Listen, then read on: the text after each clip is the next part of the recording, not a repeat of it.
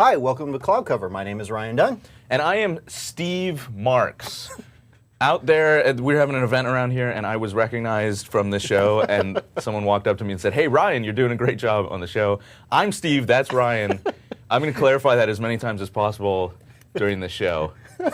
I don't even know how that could possibly have happened. We look identical. Yeah, the banner is up everywhere at conferences. But we don't say the names often enough on the show. That's why people are confused. Well, they hear it once at the top and they forget all about it. They assume when you say, "Hi, I'm Ryan Dunn," that really you mean that I'm Ryan Dunn.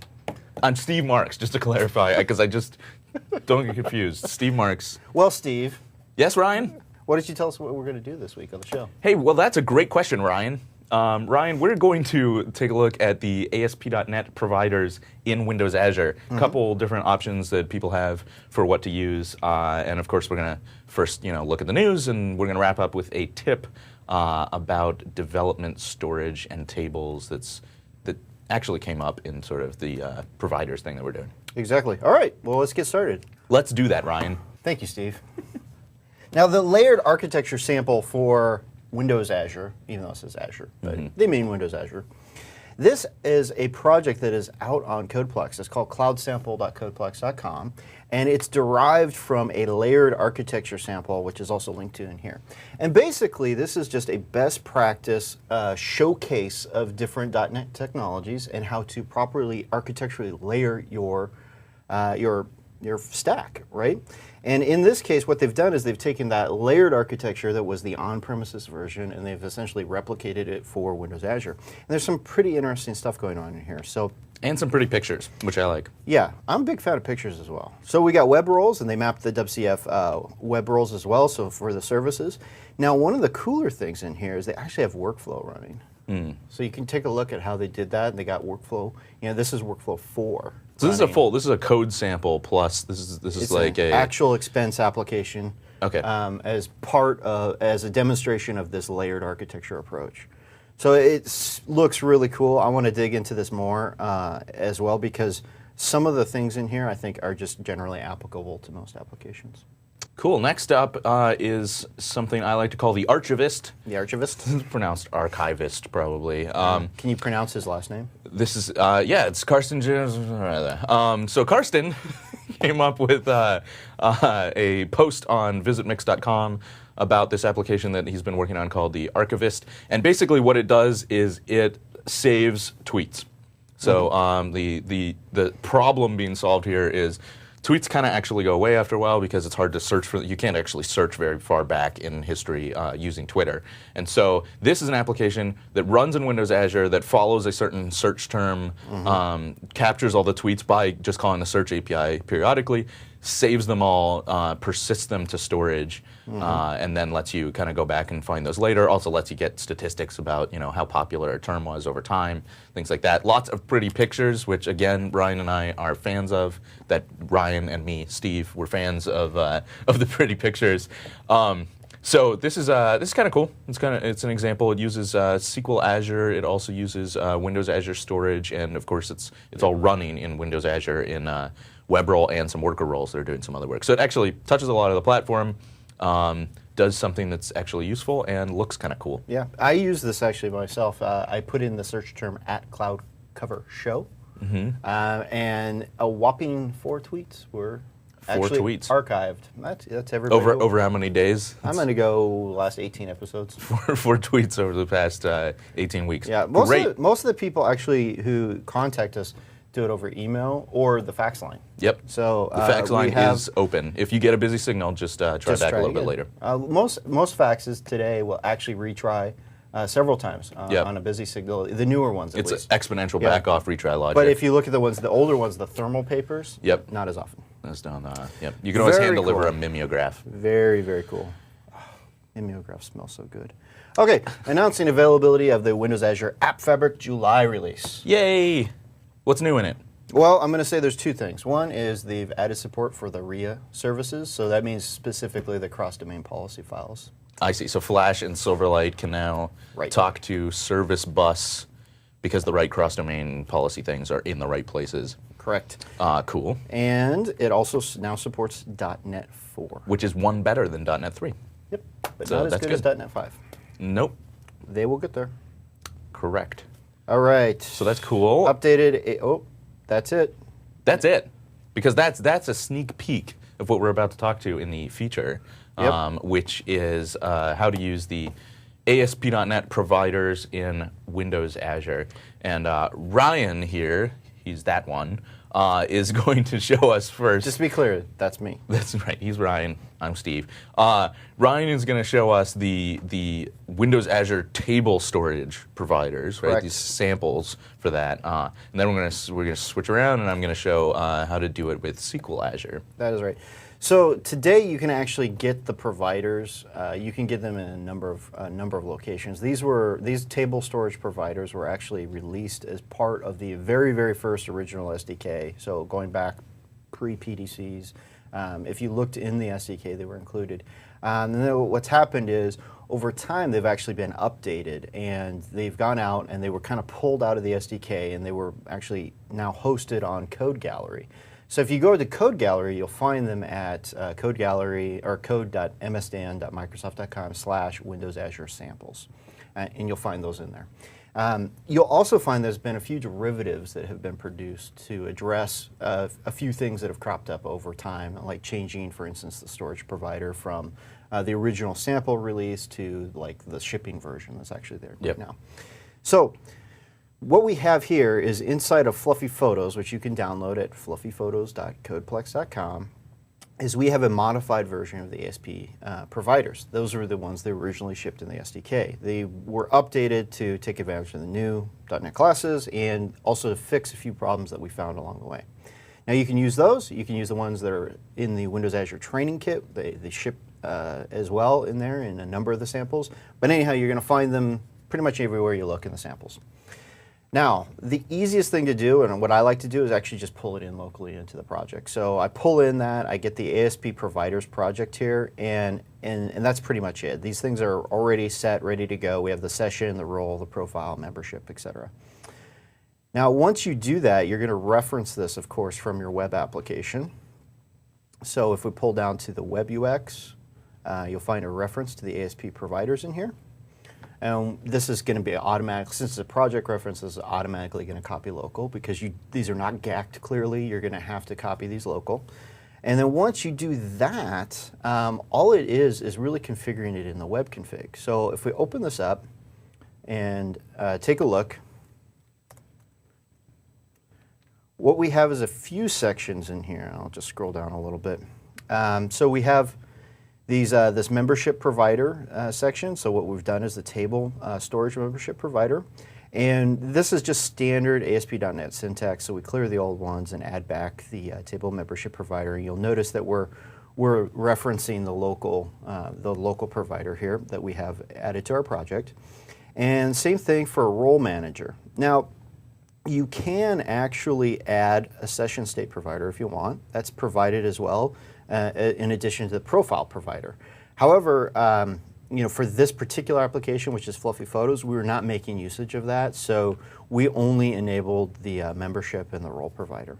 And so for people who haven't used ASP.NET providers before, let's just give the briefest of definitions of kind of what membership provider and role provider are. Membership provider is for creating registering users, handling sign-in, password recovery. It's for forms like authentication. Forms authentication, right? And roles, the role provider is for determining what role a user is in, as in, is this guy an admin, or is he a standard user, or is he whatever else you've defined for your application, right? And the provider model in ASP.NET says you can plug in anything you want into this. What people commonly use is probably the SQL provider. That's kind of the default everybody goes down, where all the stuff's stored in a database. But you can plug in anything you want. You just have to implement the right interface. So that's what these table providers do. For instance, I believe if you use something like Windows Identity Foundation, they probably give you some hooks in here as well to integrate with the built-in provider mechanism to give you that security context. So in the case, if we had this membership provider here, when you did a user.isEnroll and all that kind of stuff, you would find that it integrates with that membership system and with the role system as well. And that's just part of this provider model. Other things will actually extend this and can change the behavior of it. But in this case, the integration is simply the fact that we're going to change the backing storage.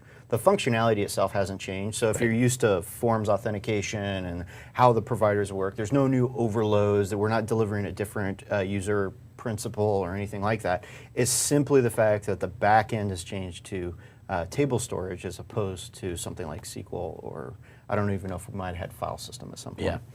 Okay. So what you do is once you declare these providers, the classes in here, the only thing left to do is really to configure a few things. And that is actually done depending on how you're using the provider, that's actually done in a couple places. You can do it in the web config. I believe there's some overloads in the system configuration as well. And you can certainly do it through code. And let me pull that up.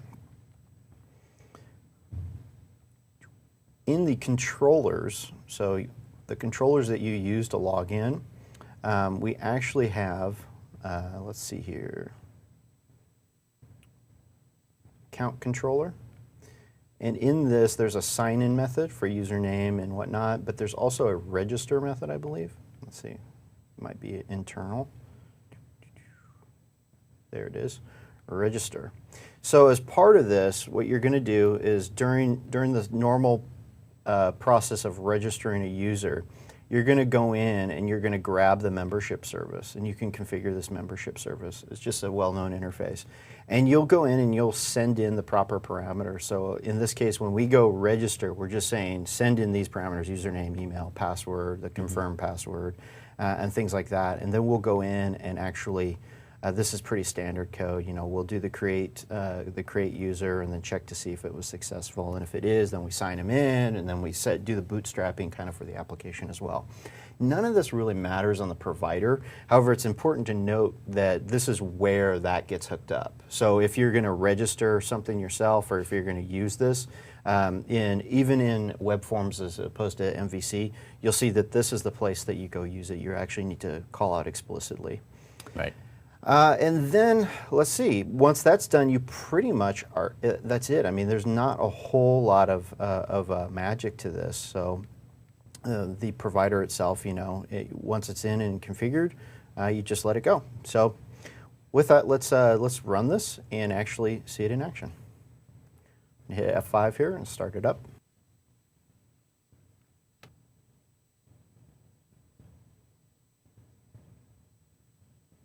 And now we have it launching here, and we get fluffy photos, right?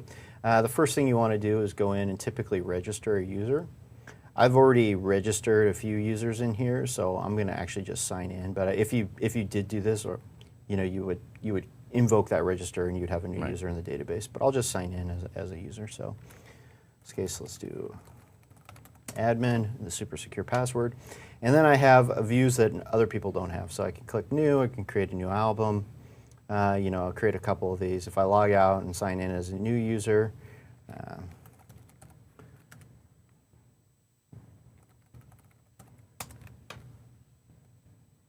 I can go in and similarly create another album. And you'll notice that the views have changed because as part of this, you know, I don't see anything in here. I have an album, but I need to go upload a picture. Let's go ahead and do that. Let's choose this one. My pics, some title, description, tag, fun. Hit submit. Now when it uploads this, and this is intentionally going to show a picture that's not ready yet because we're thumbnailing it in the background. But once I do this, I have the picture shown here, and I actually have some data. So if I go to the home page, you'll notice that I see this actual album show up. Mm-hmm. Now, when I log in as the administrator, I'm going to have some capabilities that other folks wouldn't have, which is I get to see the other albums that might not contain pictures. So typically, you know, for an application like this, you wouldn't show an album that had nothing in it. However, as administrator, I might want to delete this empty album. And that's what I see here in this view. So I can actually administer, delete this user's albums as an admin. So this is basically proving that roles are working, that when you're logged in as admin, you are actually getting a different view, that lookup is working. Exactly. So if you create more users, that's the membership provider, and every time you go in and log in as an admin, it actually does a check. And the check itself, it's authenticated check. So, you know, any of the actions in this code, for instance, like if you look in the controller for like the album controller, any of the things in here that are, let's go ahead and stop this.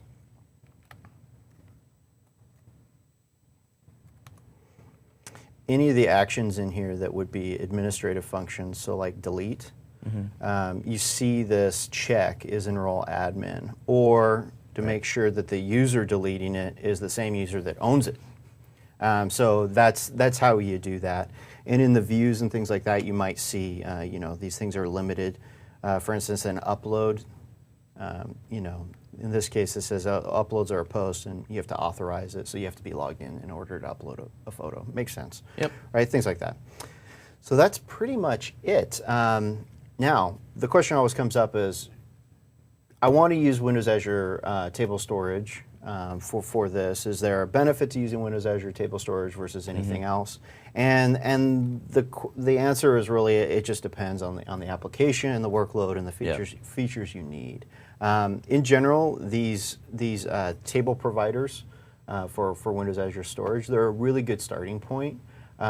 You would want to take a look and use them in a production environment for some time. Make sure that they fit your requirements, because there's a few things that these things do that might not be obvious. For instance, they don't clear out older session or things like that if you're using those. So over time that can build up, and that has a storage charge component.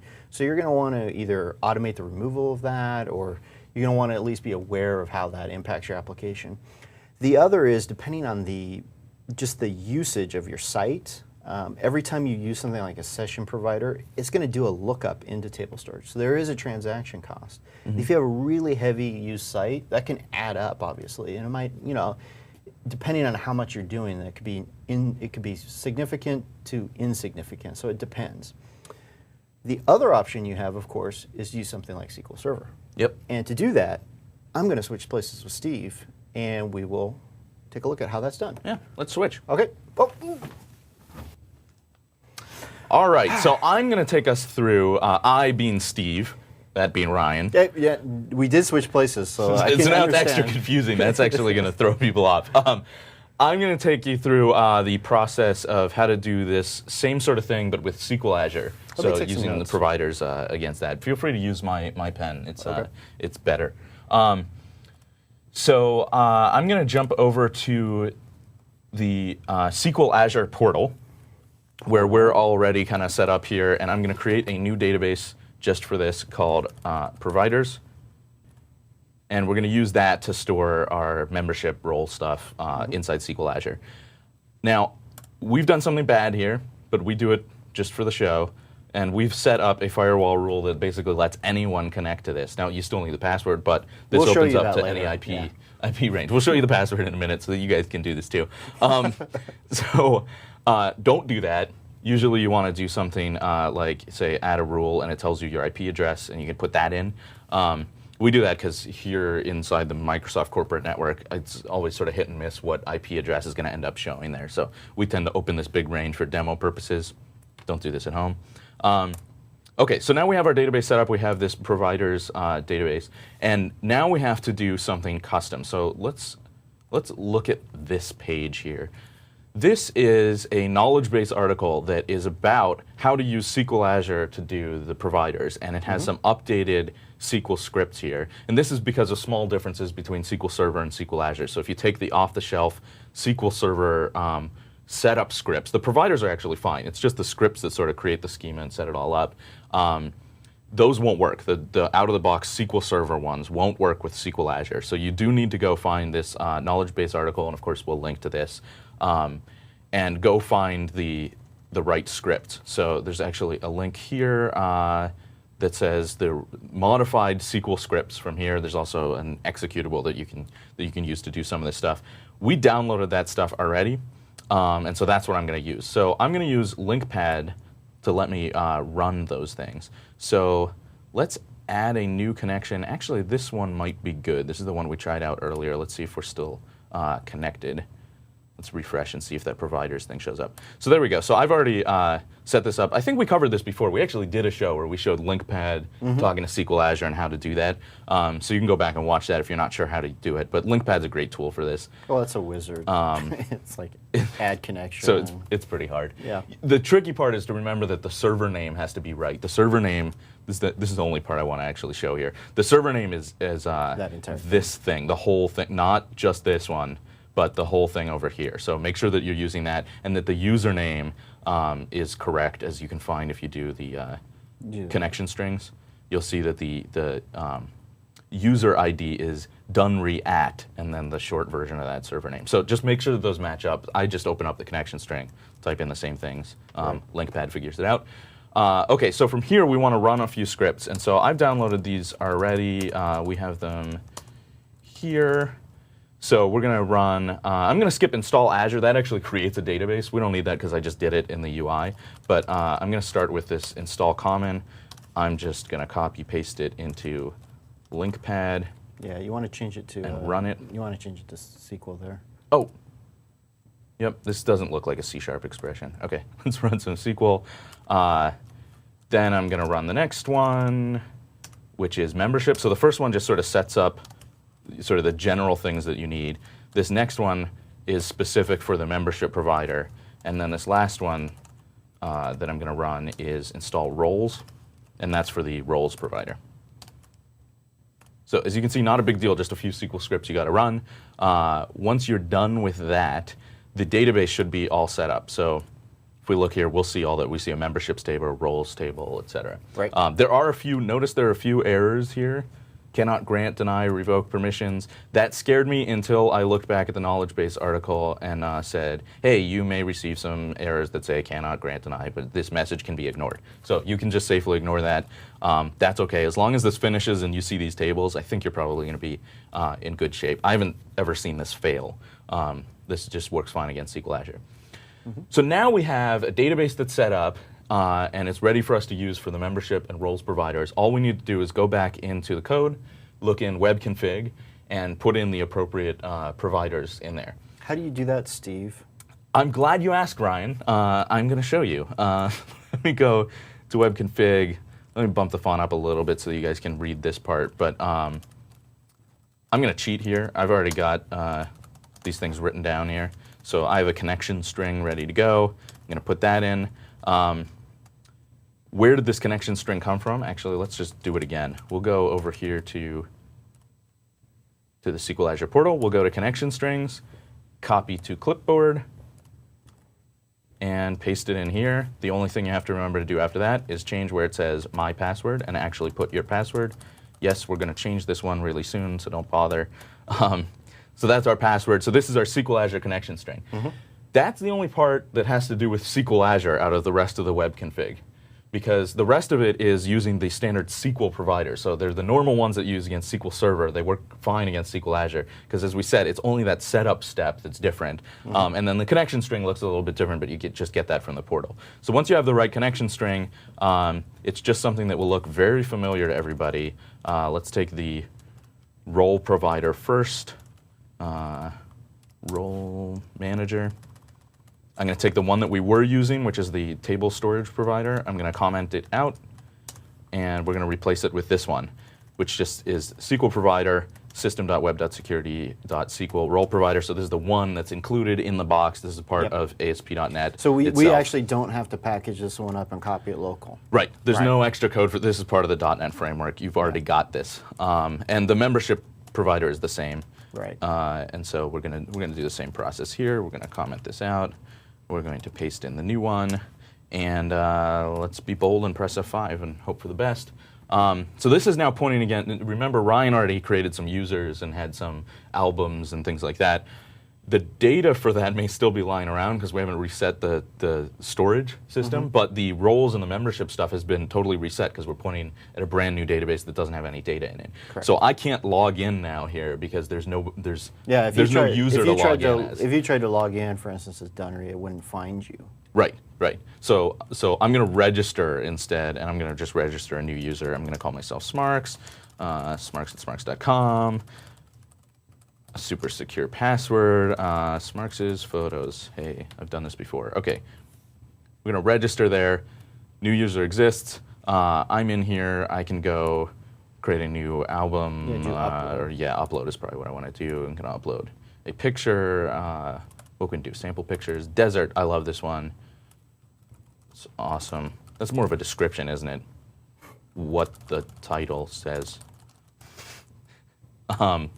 Tags are for wusses. So we're gonna upload this one. It doesn't work because you don't put a tag. Because I didn't put a tag. No, I've tried it before, I swear. There you go. Thumbnail done. Functionality sort of back where we were. If I log out, and I love this about this sample. If I create a user called admin, I'm an admin because that's how Ryan implemented the security. Hey, it works. So that's actually now we're exercising the roles provider also, and so you're seeing that I can now see all the photos, all the albums by all the different users. I can delete any of them. I'm once again admin, which means roles are working correctly too. So this is now running against SQL Azure, and I didn't change any of the code. Remember, Ryan was showing where we actually called into the membership provider, where we called the role provider, how we checked that the right user was logged in. None of that changes because that is generic. That's the idea of the providers. You can plug in any backend that you want. We were using tables. Now we're using SQL Azure. The choice is yours what to use. We should note that session state is not officially supported in with SQL Azure.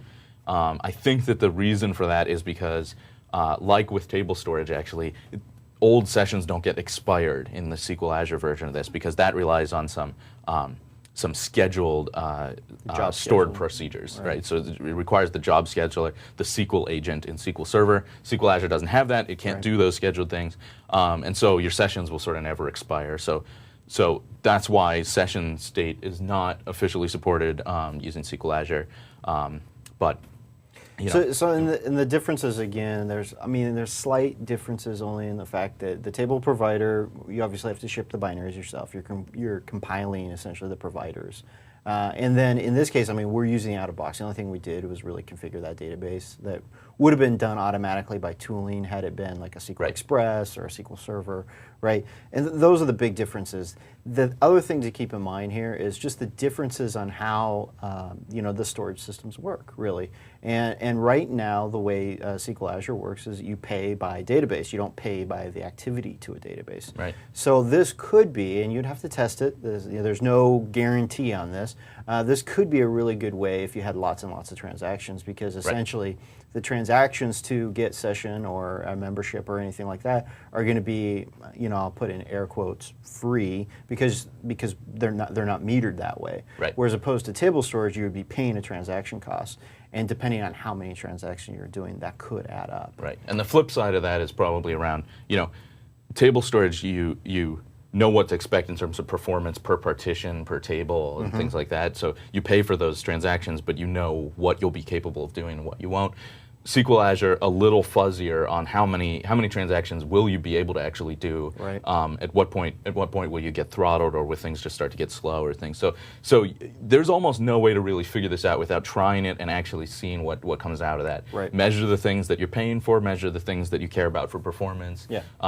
Come at the end of, with a conclusion of what to use. You might even split and put some provider in one place and some in the other. You could totally split. There's nothing that says you have to do it one way or the other.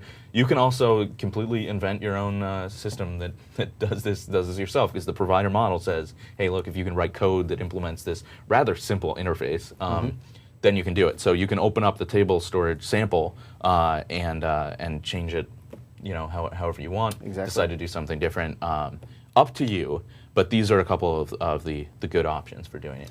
So now the reason we covered the table provider model was because I believe it was Samantha J. Billinger from Montana had actually requested via our Twitter account, which is, again, Cloud Cover Show, had requested for us to cover that. So in the future, if you have a feature that you really want us to cover, and it's possible to cover within a reasonable time frame on the show, like the theory of computing is probably not a reasonable topic, how to implement table storage providers and SQL Azure providers. That one we can do. Yep. Right. Let us know. We will be glad to take a look at that and see if we can put it into the show for you. Now, That being said, I believe it is time to It's about time. do what we always do, which is provide a tip. Sometimes we like to call it of the week. Yeah. And in that case, it's a tip, Steve, Yeah. that we provide weekly. Yeah. Okay. I just Well since said. we're being very clear about things, I don't right. want people to say, well, how come the tip of the week didn't happen like 3 times? Yeah. This week. Because it's the the tip of the week. So to introduce the tip of the week, we always ask our editor Bob to do something, and this tip is actually we're going to see in the code. This is about creating models for your table, and so I thought it's only appropriate if we do something modeling related. Mm-hmm. So I thought, Bob, if you would just take me and Ryan, put us on the cover of your favorite magazine as the models that we are in our spare time. Yep. Put that in. That would be a great introduction to the tip of the week, Yeah. I think. So with that, here's your tip of the week.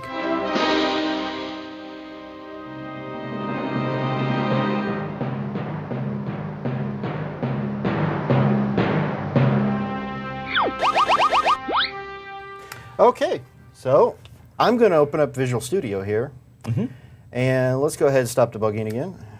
Take a look at some of the code. The tip of the week, again, is on declaring models. Now, this caveat comes up actually because of an inconsistency, maybe even a bug, in Windows Azure Dev Fabric table emulation.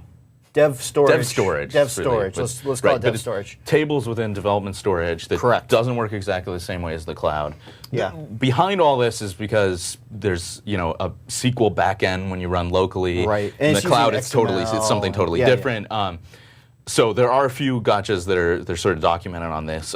This is one that can trip you up. It can totally trip you up, and the reason is if you take a look actually at the album controller, I believe that's one of the first things that is actually invoked on this, and it's like let's take a look here. It's the get that I believe is actually invoked, and what it does is it does a search for a default album.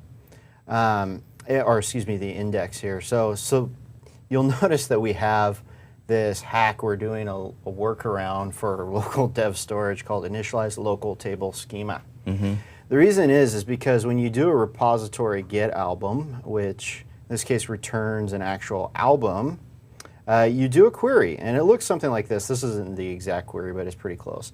There's this link statement that essentially puts together, if you're familiar with table storage, it puts together a query that says, hey, match the album with the album ID passed in and the title according to this, and then return one of the entities. Well, what happens is if that schema for an album has not been created before, again, this is only the local dev storage for tables, you're going to get this error. It's going to essentially throw like a null reference. And the reason is it just doesn't know how to find an object that has never existed before and has no idea what the schema could have looked like. It's all about the schema, right? Yeah. I mean, this is going to get translated into some query about properties, and it has no knowledge of those properties, and so yeah, this results in an error. Now you may not hit this yourself. You may not have seen this before, because if you insert something before you do the query, and it has all the properties that you query on, then the properties are known. When you do the query, it just works. The problem comes up in this sort of an application where before any initialization has happened, it's just an empty table. You do a query that specifies an actual property, right? And so we've seen this come up. I mean, customers have asked about this on the forum. It's come up a few times. Not a lot, actually. So I think that most people are just inserting something before they do that, or they're just running. Or they're just running against cloud the cloud storage, where this cloud storage doesn't care about schema at all. Makes no difference, right? But this may trip you up, and Ryan has a pretty unique solution to deal with this. So if you take a look at our ASP provider sample, because this can occur, what we're going to try to do, this is true for the providers as well as the actual implementation we have here for Fluffy Photos itself. Right. So I'm going to show you an example of what we did for the table provider. However, this equally applies to any object model that you create yourself. And so what we did was we have an extension method in here that essentially, when you do a create table, if it doesn't exist, it's going to try to do this initialize table schema from entity. And basically, it only does that for the loopback address because then we know it's the local dev storage. Right, because it's unnecessary to do this in the cloud. You could. Right. This wouldn't break anything, but, but it's sort of a waste. So, let's see. Control-Shift-Enter. Nope. There you go. Alt-Shift-Enter. Yeah, Yep. there we go. So if you take a look, though, at what we have here is in the create models from table, what we've done is we're essentially looking for anything that is a table service entity. So for every table, we loop through every table, and then we find everything that is a table service entity that matches to those properties that you're going to have. And then we call this initialize table schema from entity, which is this bad boy right here. And all we're doing there is we're getting the generic arguments using reflection. And you'll notice we're doing an add, a save, a delete, and a save. Right. So we're going to go and find one of everything, insert it into the table, and then delete with all it. the properties, but with default values, yeah. right? And then delete it again. That primes the schema so that Exactly. all the properties are known. Now you can do whatever you want. It's going to Exactly. work the way you expect it to. So pretty cool. It's a hack, but I think it's a pretty nice hack Yeah. for this. It's good. It's in the table provider, the copy of that's in the Fluffy Photos Yeah. sample, right? So this is, if you just get the sample out of the box, the table storage providers sample, you won't find this bit of code, and so you might run into issues like this or something like that. But if you're interested in kind of how this works, go look at the Fluffy Photos stuff. It's basically just an extension method that you've defined, right? So you can go use that yourself. I think it's a good solution. It's a good workaround for it. You obviously don't need it in the cloud, so you can rip it all back out once you're live, or you can do as Ryan did and check for if this is development storage. If it's a loopback address, that means development storage. Do this, otherwise skip it, and so it's not going to hurt your application that's running in the cloud. There's no performance penalty. There's no, you're just doing this for dev storage. And so we did some, that was the more sophisticated approach, was check to see if it's looped back, do this reflection. Then there's just the quick and dirty way, which is what we did here for Fluffy Photos, for the actual objects themselves, like albums for the and photos and things like that within Fluffy Photos. We actually did this initialize local table schema, and basically there's a try-catch around something that would throw. In this case, get albums would throw if it didn't, nothing was there. And so what we do is create an album and delete an album, and we just send in bogus information. So you try to get albums. If it doesn't work, then that means, hey, it's probably dev storage and it wasn't initialized. Correct. And then add one, remove it. Right. And then again, this is a hack. Yeah. We're not super proud of this, and we only did this because it's a sample. Right. Had it been anything else, we would run a provisioning script that would take care of this automatically. And also, we have to keep in mind that this does not happen in the cloud at all. This is only for local development storage. Okay. So that's it. I think that'll do it for the show. Be sure to send us a message on Twitter if there's something you'd like us to cover, or if you just want to give us feedback about the show. We are at Cloud Cover Show and that's on Twitter. Stephen Archibald Marks. Steve Marks, and that is Ryan Dunn. And although this is the most confusing, we switched back and forth so much in this episode. It's the most confusing way to keep track of who's who. Steve. Ryan. So until next time, bye. Thanks.